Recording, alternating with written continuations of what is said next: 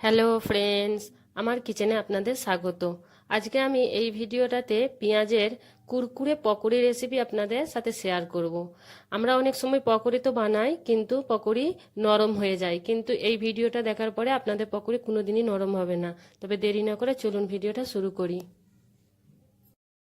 এখানে আমি 4টে পেঁয়াজ নিয়ে নিয়েছি। পেঁয়াজের খোসা ছাড়িয়ে ভালো করে ধুয়ে একবারে শুকনো করে নিয়েছি পেঁয়াজগুলোকে। আর পেঁয়াজগুলোকে ভালো করে শুকনো করে নিতে হবে, যেন পেঁয়াজে যেন পানি না লেগে থাকে। আর পেঁয়াজগুলোকে আমি এইভাবে কাটবো না, যেভাবে আমি কাটছি।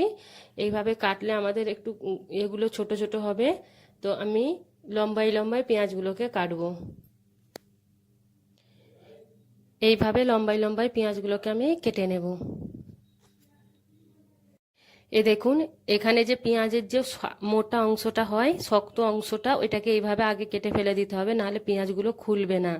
তো এইভাবে আমি আগেই পেঁয়াজগুলোর কেটে নিয়েছিলাম, আরও একবার দেখিয়ে দিলাম যে এইভাবে শক্ত অংশটা কেটে ফেলে দিতে হবে। পেঁয়াজগুলোকে আমি সব কেটে নিয়েছি এখানে। দেখুন, এইভাবে এবার কাটার পরে একটা একটা করে পেঁয়াজগুলোকে আমাকে আলাদা করে নিতে হবে। এখানে ঝরঝরে হয়ে যায় যেন পেঁয়াজগুলো, এইভাবে খুলে নিতে হবে। এখানে আমি একটা পাত্রে পেঁয়াজগুলোকে তুলে নিয়েছি, সব একদম ঝরঝরে মতো হয়ে আছে সব। আর এখানে কিছু আমি মশলা দিয়ে দেব, যেমন দেব গোটা জিরে হাফ চা চামচ, গোটা ধনে হাফ চা চামচ, 3-4 চুটকি মতো আমি হিং দিয়ে দেবো এখানে। আর জোয়ান দেবো হাফ চামচ, আদা রসুন দেবো একটু কিছু, আর একটু লাল কাশ্মীরি লঙ্কা গুঁড়ো দিয়ে দিচ্ছি, আর এখানে একটু হলুদ গুঁড়ো দিয়ে দিচ্ছি। আর এখানে দেব কিছু আমি একদম পাতলা পাতলা করে কেটে রাখা আমি কাঁচা লঙ্কা দিয়ে দিচ্ছি, আর পাতলা পাতলা করে কেটে রাখা ধনে পাতা আমি এতে দিয়ে দেব। এগুলোকে এবার খুব সুন্দর করে মিশিয়ে নিতে হবে। আর এখন আমি এগুলোকে মিশিয়ে নিয়ে আমি কিছুক্ষণের জন্য এগুলোকে 10 থেকে 15 মিনিটের জন্য এইভাবেই আমি ছেড়ে ঢাকা দিয়ে রেখে দেব, যাতে করে পেঁয়াজ থেকে যত পানি থাকবে সেই পানিটা বেরিয়ে যাবে। সেই কারণে আমি ঢাকা দিয়ে রেখে দিচ্ছি। এগুলোকে আমি 15 মিনিটের জন্য রেখে দিয়েছিলাম। 15 মিনিট পরে এতে আমি 6 চামচ মতো বেসন দেবো, কিন্তু আমি 6 চামচ বেসন একবারে ঢেলে দেবো না। আমি আগে 2 চামচ বেসন আর 1 চামচ মতো আমি চালের গুঁড়ো এতে দিয়ে দেব। আর এক চুটকি মানে একটুখানি আমি এতে দেবো বেকিং সোডা। বেকিং সোডা দিয়ে ওতে একটুখানি লেবু নিচড়ে দেবো, যাতে করে অ্যাক্টিভ হয়ে যায় বেশি বেকিং সোডাটা। দিয়ে ভালো করে আগে অল্প অল্প করে আমি মিশিয়ে নেব। এখানে আমি আগে 2 চামচ বেসন দিয়েছি, আরও 2 চামচ বেসন দিয়ে আরও একবার আমি এখানে ভালোভাবে মাখিয়ে নেব। অল্প অল্প করে বেসন দেবো, যদি একটু টাইট মনে হয় একটু এতে পানি দিতে পারেন।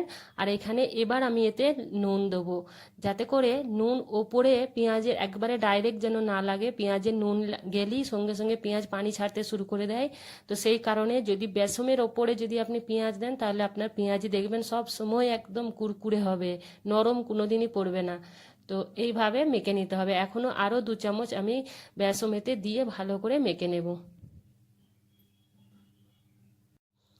এবার পেঁয়াজিগুলো ভালো করে আমরা ভেজে নেব। তবে ভাজার আগে তেল একদম মিডিয়াম আঁচে রাখতে হবে, যাতে করে তেল ভালোভাবে যেন গরম হয়। আর যদি তেল একদম কম গরম হয়, তাহলে পেঁয়াজি তেল টেনে নেবে, আর তাহলে নরম হয়ে যাবে পেঁয়াজিগুলো। আর এইভাবে ছেড়ে ছেড়ে পেঁয়াজিগুলো দিতে হবে, ডেলা পাকিয়ে পাকিয়ে যেন না দেন। দেখুন, এইভাবে ডেলা পাকিয়ে দিলে ভেতরটা কাঁচা থেকে যাবে, পেঁয়াজি কুরকুরে হবে না। এইভাবে ছাড়িয়ে ছাড়িয়ে দিতে হবে। পেঁয়াজিগুলো সব দিয়ে দিয়েছি। এবার হয়ে গেলে আমি এক পিঠ উল্টে নেব। পেঁয়াজগুলোকে উল্টে নিয়েছি, দেখুন কত লাল লাল হয়েছে, একদম লাল লাল হয়ে গেছে। এবার আমি পেঁয়াজগুলোকে তুলে নেব। একদম কুরকুরে পেঁয়াজি একদম রেডি। পেঁয়াজে পকোড়াও বলতে পারেন, পেঁয়াজিও বলতে পারেন। তো এই দেখুন, এত কুরকুরে হয় এটা, আর অনেকক্ষণ পর্যন্ত কুরকুরে থাকে।